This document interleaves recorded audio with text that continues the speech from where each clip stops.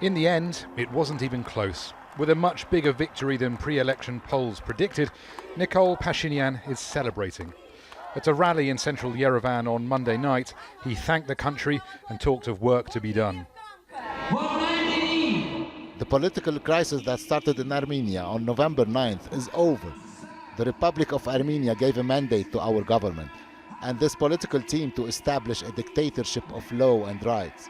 The people implemented an iron revolution. So, jubilation for the Prime Minister and his supporters. But although winning 54% of votes from a turnout of not quite 50% is a solid mandate, it's hardly a ringing national endorsement of the man.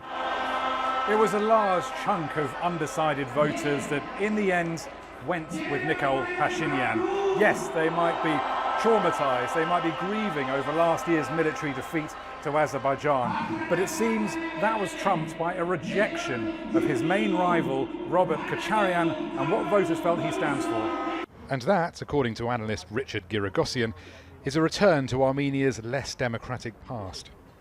His terms as president of Armenia, where he actually came to power by force and forcing the resignation of the first democratically elected president, Kocharyan.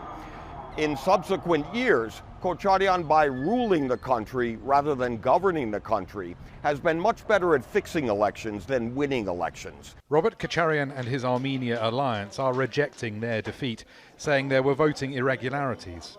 But international observers have given the running of the election their preliminary approval, if not the tone in which campaigning was conducted. The parliamentary elections in the Republic of Armenia were competitive and generally well managed with a short time frame.